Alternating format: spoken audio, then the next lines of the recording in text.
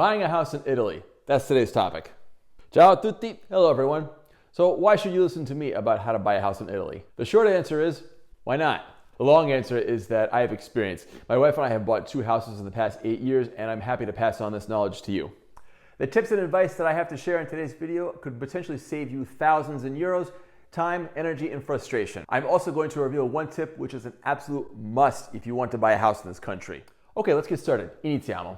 So the first step is choosing the right neighborhood. Now the first thing I would do is actually go to the neighborhood and trust your instinct. Look around you. See what kind of a feel you get for the area. The next thing I would do is to see what's around you. What I mean is I want to see what is around me for everyday living. Are there supermarkets? Are there pharmacies? Just things that will make your life easier on an everyday basis. And if you can walk these places like I do now, that's even better.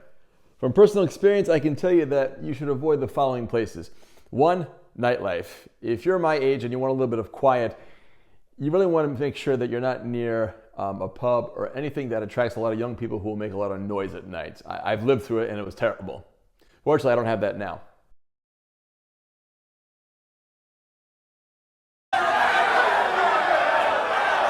Also, you want to see if there are any local businesses near you. For example, where I am right now, there's a car wash of some sort, and I can hear them spraying the cars down.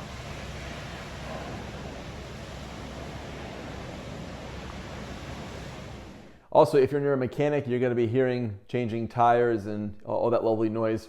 Or a supermarket, you might hear trucks coming in the morning to deliver food.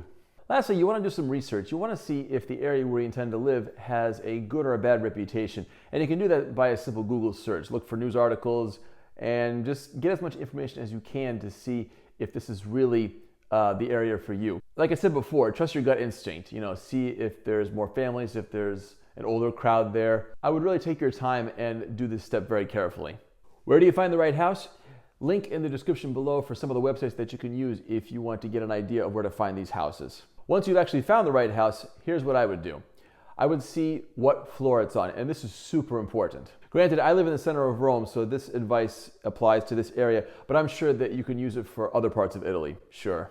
I would never ever live on the ground floor or the first floor, and the first thought that comes to mind are thieves. I have spoken with a lot of people that live on these floors, and whenever they mention a break-in, I ask them what floor they live on, and they always say those 2. The exact opposite would be the top floor, especially the very top one. This also is not a very good idea because from what I understand, it tends to be the coldest floor in the winter and the hottest one in the summer. You're also subject to a lot of humidity, and occasionally it could leak.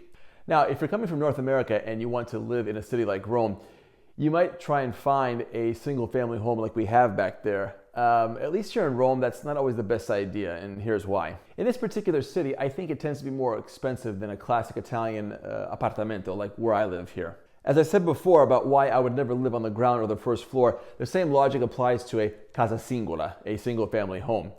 They tend to be more expensive, especially here in Rome, and with that said, you are in essence announcing to the world that you've got some money, and so that's something that you really don't want to do here. That's exactly also why I would never drive an expensive car in this city.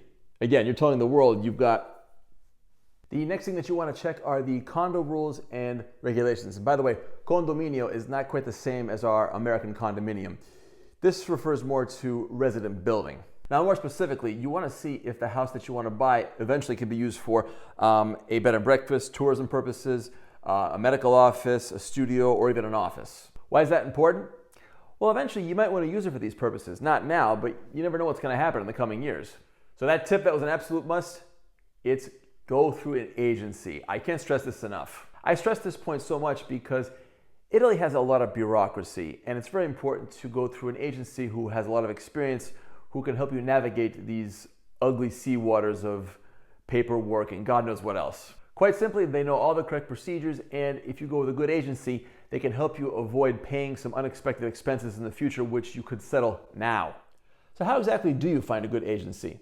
Well, like most things in this country, it's always good to go by word of mouth. Case in point, this video. If you'll go to the description of this video, I have put the link of an agency that we have used. This person has helped us for the past 2 houses that we have bought, and I really recommend this person. Another piece of advice that I can give you is that you want to find an agency who does not oversimplify the process. I'm not saying that buying a house is incredibly difficult in this country. However, it is more complicated than buying a car, so you want to find somebody who can really explain it to you paso paso, step by step. Years of experience is preferred. As far as their fee is concerned, you're probably going to be paying around 3 to 5% of the price of the house plus the value-added tax, IVA in Italian. This is all paid at the moment that you sign for the deed, the rogito. Okay, so you've done your homework, you found a house, you like it. The next step is to go to the agency and create a proposal. Keep in mind that in the proposal, the most important steps to buy the house are stated, and these are: establish the price that you're able to pay for the house, the amount of your down payment, and the date to sign the preliminary contract. By the way, choosing the date to sign the preliminary contract is a good idea because this gives you the time to get a mortgage if you need one, and also to finalize the sale of another house if you have to. Other things that are mentioned in the proposal are the earnest payment, which in Italian is the caparra confirmatoria, the date that you will sign for the deed, and also how you intend to pay the rest of the money. One last note on the agency. The down payment that I was talking about, you want to pay a couple €1,000, but this depends on the value of the house. Moving on, we have the preliminary contract, and this is a really important part of the whole house buying process. This is a binding contract between the buyer and the seller which is you. And this is all signed in front of a notary. I said it before, but I'll say it again. I like repetition. I learn better this way. Anyway, during the preliminary contract, it's good because this gives you time to get a mortgage if you need one and to finalize the sale of another house if need be. Next is the caparra confirmatoria. Now at this point, you, the buyer, you want to offer a hefty amount. Here's an example. If you're buying a house that costs €275,000, I would offer something in the ballpark of €40,000. In the next step, if everything goes well, the buyer agrees to buy the house on a certain date and at a set price. This next part is super important. After you've signed the preliminary contract, if you should change your mind and just not respect the terms of the contract, then there is the risk that the owner of the house keeps your earnest payment. On the flip side, however, if the owner doesn't respect the contract, then he is required to give you back double. In other words, if you have given €40,000 in earnest payment, then he has to give you back 80. This next part is very similar to how we would do it in the United States. Banks. Before we continue, I just want to mention that I think the banking system is a bit more stable here than it is in the United States. And for one specific reason, the housing crisis that we had back in 2008 in the United States, that didn't happen and it wouldn't happen here. I won't get into specifics, but that's just my opinion. Anyway, you go to the bank and you ask for a loan. The banks here are capable of covering up to 70% of the cost of the house. The rest, that's on you. As far as additional fees are concerned, just be aware that you're also going to have to pay taxes, notary fees, and don't forget the agency. Much like in North America, they will also ask you for a lien or collateral to guarantee payment. Lastly, the bank will ask you to open up a checking account with them so that you can be billed monthly for your mortgage with them. If you're enjoying today's video and you're getting value, make sure you give me a pollice in su. Andiamo avanti. The next step in the process is they will send a property surveyor to come and look at the property. What they're looking for are any irregularities or any illegal constructions, because if they find these things, then no mortgage. Mortgage. My poor late father had a joke about that. He always asked himself, now why do they call it a mortgage? Well, it actually makes sense if you look at the word. If you look at the first four letters, mort, it's very similar to morto in Italian. So in essence, by the time you get done paying off the mortgage, my poor late father said that. I hope we all see the irony in that. So exactly how much is your mortgage going to be? This obviously depends on numerous factors. One, your age, your income, and of course the value of the house. This is something that you'll be paying monthly, and generally it's about 30% of your salary. So for example, if you make €2,000 a month, which is pretty good in this country, then you're probably going to be paying about €700 a month for your mortgage. Do make sure that you get a fixed interest rate. Do you have any experience buying a house in this country?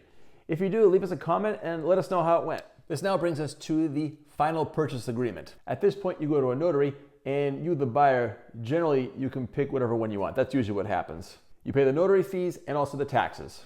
At this point, the notary registers two things in the public land registry: the purchase agreement and the mortgage agreement, which is an agreement between you and the bank. Keep in mind that once the purchase agreement is finalized, then the property is transferred from the seller to the buyer. Also, please remember that in the purchase agreement, you will have some of the most important information that you very well may need in the future, and these are where the house is located, the dimensions of the house, and all the important data for the real estate registry office.